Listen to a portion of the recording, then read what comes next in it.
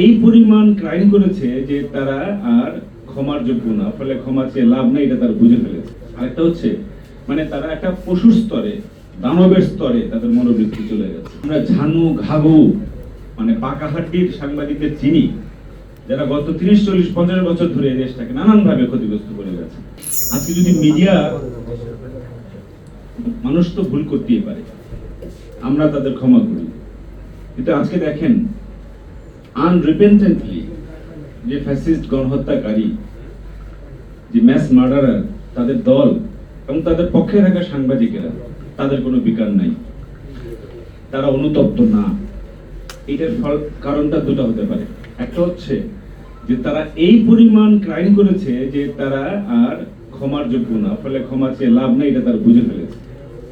আরেকটা হচ্ছে মানে তারা একটা পশুর স্তরে, দানবের স্তরে তাদের মনোবৃত্তি চলে গেছে। আরেকটা হচ্ছে যে তারা একটা ব্রেন ডেড মানুষে পরিণত হয়েছে, তাদের মস্তিষ্কে এগুলোর কোনো আবেদন আর জাগে না। মানুষের মৃত্যু, দেশের ভবিষ্যৎ, এগুলো তাদের ভেতরে আসলে কিছু কোনো কাজ করে তা আমরা দেখি।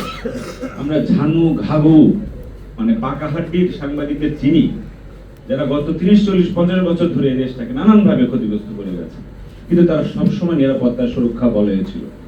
এই বলয় কোথা থেকে আসে? এটা তো আকাশ থেকে আসে না, কিন্তু এটা দেশের জনগণের ভেতর থেকেও আসে।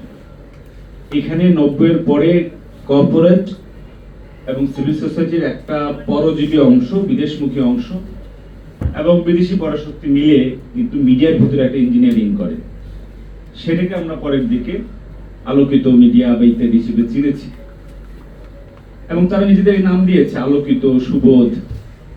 আপনি 19 শতকে যখন কলকাতায় ব্রিটিশ কলোনি প্রতিষ্ঠিত হয়, তখন তার আগের যুগকে বলা হতো অন্ধকার যুগ, মধ্যযুগ, খারাপ লোক, সিরাজউদ্দৌলা খারাপ, মধ্যযুগ খারাপ, সুলতানি আমল খারাপ, কলকাতা হচ্ছে আলোকিত, সভ্য। আমরা আজকে যারা যে সভ্য, আলোকিত গণমাধ্যম এবং সে সমাজ এবং যারা নাকি সুবোধ বলে নিজেদের পরিচিত করে, তারাই তো দেখলাম যে ফ্যাসিবাদের সবচেয়ে বড় বাহন ছিল।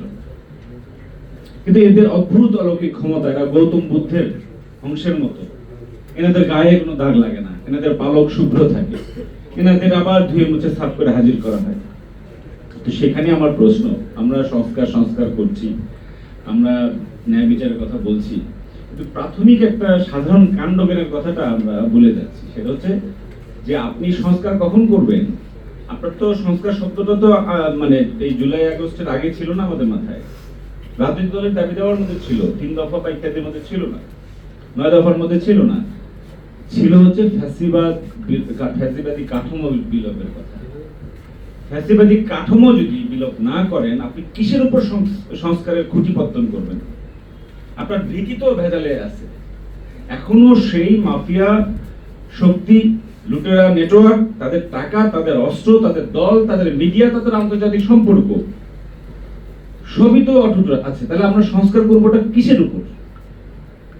নাকি এই সংস্কারগুলো 1991 সালে যেরকম একটা হয়েছিল, যে একটা সিভিল সোসাইটির মানুষজন তারা অনেক ভালো ভালো চিন্তা করেছিল, সেগুলো এখন 8-9 খণ্ডে বাঁধানো আছে। আমাদের পিআইবি লাইব্রেরি দিকে এক কোনায় গিয়ে আবিষ্কার করলাম যে সেগুলো আবার আছে, কেউ পড়তে আসে না এগুলো। ভাই, আমি খোঁজও নিলাম যে কেউ খোঁজ করে কিনা, কেউ খোঁজ করতে আসে না। তাহলে কি আমরা 3 মাস পর, 3 বছর পর হতাশ হওয়ার চেয়ে আজকে হতাশার কথা বলা ভালো, কারণ এখনো আমাদের সুযোগ আছে। এটা খুবই ন্যায্য কোশ্চেন যে গণমাধ্যমে কি হয়েছিল, সেই শ্বেতপত্র কেন আসে নাই? আমরা পিআইবির ভিতর থেকে কিছু কাজ করেছি, আমরা এই সময় দেখেছি গত 6 মাসে দেশের বাইরে থেকে সবচেয়ে বেশি অপতথ্য তো দেশের বাইরে থেকে এসেছে, সেটা প্রতিবেশীদের দিক থেকে এসেছে। আমাদের দেশে যারা নাকি সবচেয়ে বিশ্বাসযোগ্য মিডিয়া, সবচেয়ে বহুল প্রচারিত মিডিয়া, দেখা গেছে তারাই আছে 1 নম্বরে অপতথ্য। তাদের প্রিন্টে সমস্যা কম, প্রিন্টে মানে আপনি যেটা আমাদের বন্ধুরা বললেন যে প্রিন্টে আছে, হ্যাঁ, তারা জুলাই পট পরিবর্তন বলে, তারা প্রাক্তন প্রধানমন্ত্রী ইত্যাদি বলে, এগুলো ঠিক। তারা এখনো এই গণঅভ্যুত্থান যে একটা জাতীয় জীবনের মুক্তির একটা প্রথম ধাপ ছিল, সেটা হিসেবে স্বীকার করে না অনেক সময়। তারা এটাকে আরেকটা ষড়যন্ত্র তত্ত্ব দিয়ে ব্যাখ্যা করে, তাদের হয়তো কষ্ট হয় মানতে।